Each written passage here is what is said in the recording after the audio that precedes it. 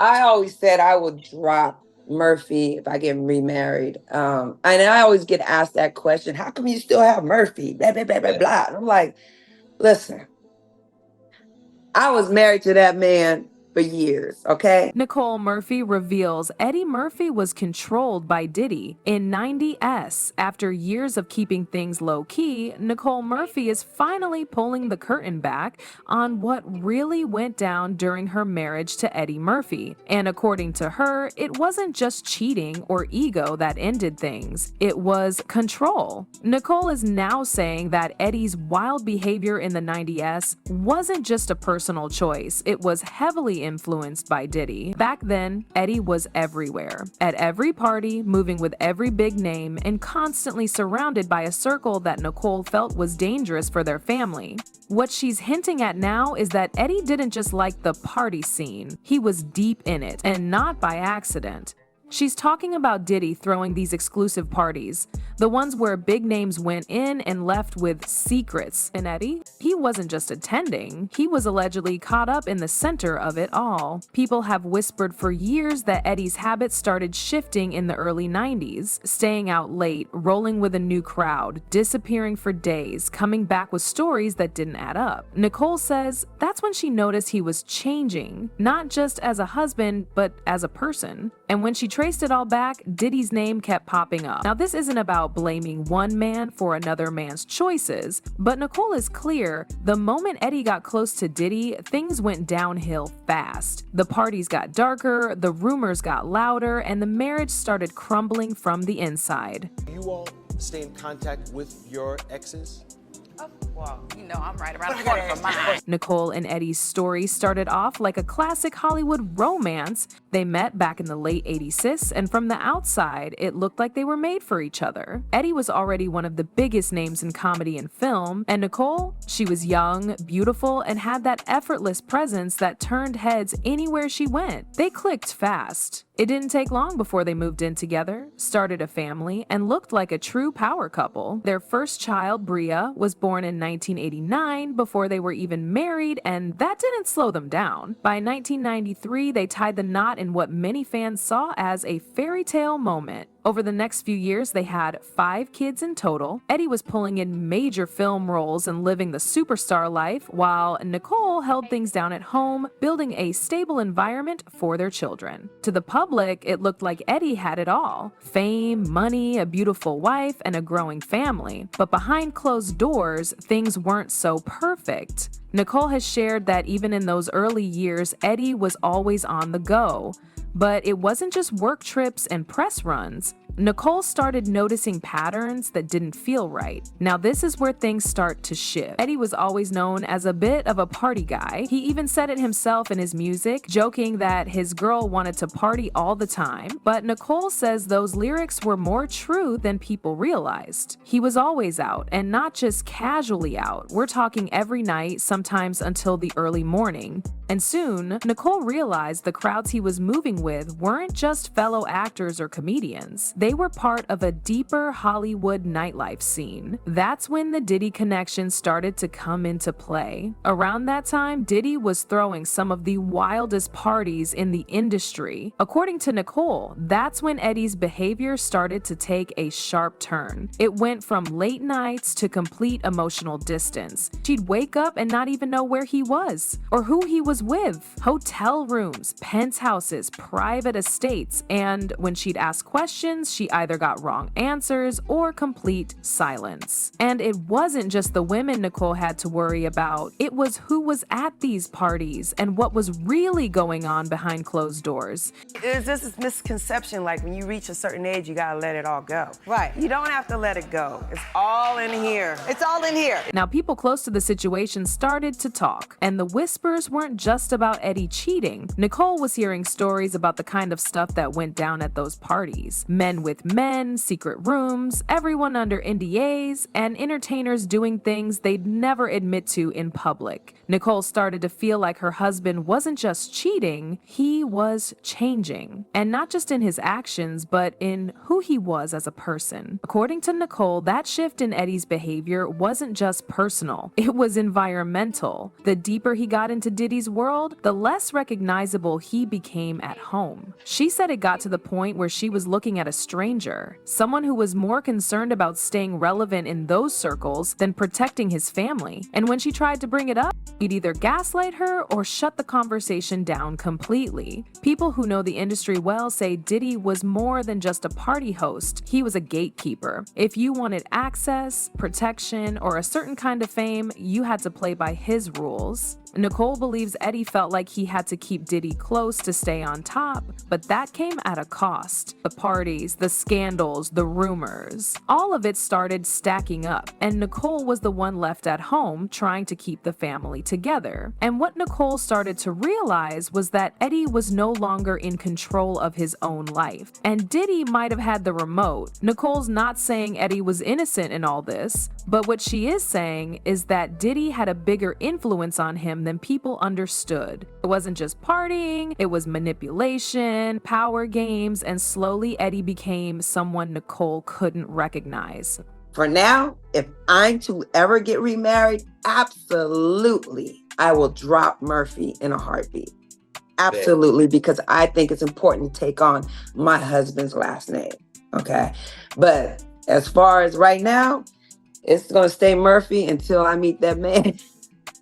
Then I'll change it. Now here's where things get even messier. Nicole didn't just hear the rumors. People close to her say she saw things for herself, and once she did, she couldn't unsee them. Sources say Nicole had been to some of those exclusive parties with Eddie early on, the ones where everything seemed polished on the surface, but behind the scenes, it was a different story. She allegedly witnessed interactions that didn't sit right with her, certain male friends getting way too close, rooms getting locked, whispers flying around, and people acting real nervous whenever she walked in. Nicole kept quiet at first, hoping it was just harmless industry stuff, but over time the stories started connecting, especially the ones involving Eddie and Johnny Gill. Now, the Eddie and Johnny rumors go way back. For years, folks have whispered about their friendship being a little too tight. According to people close to Nicole, she always felt something was off. Johnny wasn't just a guest, he was practically living at their house. Some even say he stayed in the guest house on Eddie's property for a long time, way past what made sense. Nicole tried to brush it off in the beginning, telling herself they were just close friends, but the energy between them?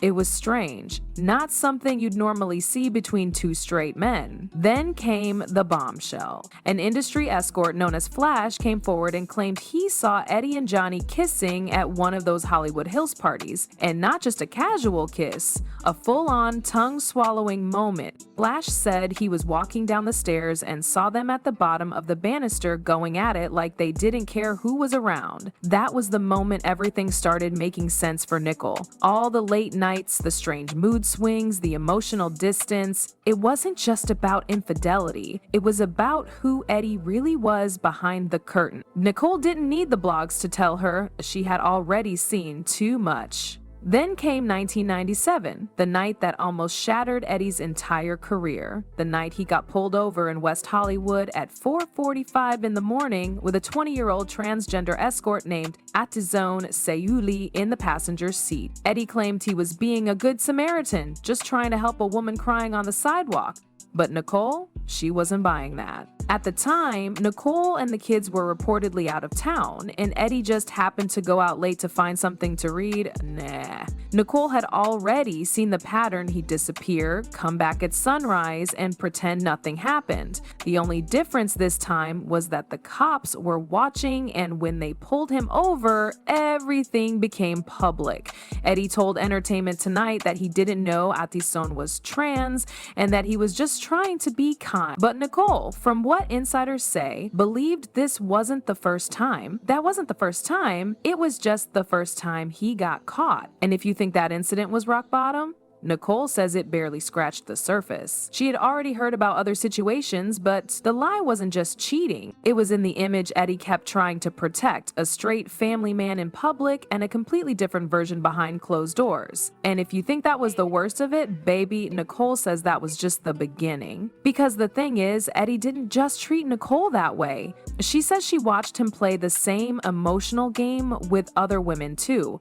Take Whitney Houston, for example. Robin Crawford, Whitney's best friend, said in her memoir that Eddie pursued Whitney hard, even sending her expensive gifts. But once he had her attention, he flipped. He allegedly became cold, made fun of her wigs and her appearance, and would humiliate her just enough to make her doubt herself. They never even got serious. It was a toxic mind game. Then there was Mel B. Nicole had a front row seat to that disaster too. Eddie wooed Mel B, even went to her family and asked for her hand. Everything looked sweet. Then suddenly, he ghosted her, denied her baby publicly, and left her humiliated while she was pregnant. Nicole saw the whole thing play out and said it looked way too familiar. The same charm, the same control, the same public embarrassment. But behind all these failed relationships, Nicole believes there was one common denominator, and it wasn't just Eddie. In Hollywood, it was after I did Coach Carter, and I saw Eddie Murphy and Johnny Gill tongue kissing, and this is like out in public. So a lot of the things that y'all think, they do. By the time Nicole started putting all the pieces together, one thing became clear. Eddie's relationships with women might have just been part of the performance. According to people close to Nicole, she believed Eddie used his public relationships as a cover. The theory was simple but heavy. These women, including herself, were playing the role of the wife, not because Eddie truly wanted a partner, but because he needed the image. As Nicole allegedly put it, he needed a wife, not a partner. She started to feel like she was just part of a set design. Everything had to look good for the cameras, the family, the red carpet appearances, the interviews. But behind that picture-perfect setup, Nicole says she was being emotionally isolated, misled, and pushed out of Eddie's real world. And then there was Johnny Gill. According to insiders, Nicole always had suspicions about the true nature of Eddie and Johnny's relationship. It wasn't just the closeness, it was the fact that Johnny was allegedly living in the guest house on Eddie's property for years, with too much access, too much comfort. Nicole never got the answers she wanted, but she says she got all the signs she needed. The late night hangouts, the whispered phone calls, and the way Eddie shut down anytime she tried to bring it up. And let's just say, Nicole didn't leave that mansion alone. She left with receipts. After the divorce, Nicole walked away with a $15 million 0-cent settlement. But that money came at a cost. I did her as a gold digger almost immediately. People said she only married Eddie for the lifestyle, and when it ended, she was trying to cash out. The media tore her apart. Headline after headline made it seem like she didn't bring anything to the table besides looks. And then it got worse. Nicole lost most of that money to a financial scam that made major news. Suddenly, the same people who judged her for taking the settlement were laughing at her for losing it. She stayed quiet through most of it, no tell-all interviews, no messy court battles. But now, Nicole's speaking up, and one thing she's making very clear, she didn't stay silent because she had nothing to say, she stayed silent because she had everything to lose. As for why she kept the Murphy name, Nicole explained that too. She said, "I earned my name. I have 5 children with that name. I didn't see any harm in keeping it." For her, it wasn't about clout, it was about identity. She built a family under that name. But now, after everything she's seen and lived through, Nicole says the name isn't enough. She wants the truth out. But now, Nicole says the truth matters more than the money, and the truth is uglier than we thought. And it turns out Nicole isn't the only one with stories. That same escort we mentioned earlier is the one who claimed he saw Eddie and Johnny kissing at one of Diddy's parties, but that wasn't the only tea he spilled. Flash said those parties were wild in ways that most people couldn't even imagine. He talked about rooms full of celebrities doing things they would never admit to, people being paid off to keep quiet, and names being protected because they were just too powerful to expose. And yes, Diddy's name was all over it. What hurts me about him is If anyone was after this meeting, and it will be filmed, they asked me, what do you know about Eddie Murphy? I'm not interested in destroying his life. I'm more interested in destroying his wife's life. I couldn't do that to her. Now that Diddy is facing serious legal issues, all those old rumors are coming back to the surface. What was once dismissed as gossip is being looked at differently now, because the same people who threw those parties, attended those rooms, and guarded those secrets are suddenly being investigated. Flash's story is being revisited, and people are starting to ask how much of it was true all along. Turns out, Nicole wasn't the only one watching Eddie, and now all eyes are back on what Diddy was really running. From Nicole's side, the whole thing looks like a carefully managed illusion. She believes Eddie wasn't just being reckless, he was being handled. And once you're in, it's hard to get out without burning the whole thing down. So, what do you guys think? Was Eddie really controlled by Diddy? Or is Nicole just finally clapping back? Drop your thoughts in the comments, hit that like button if you love the tea, and don't forget to subscribe.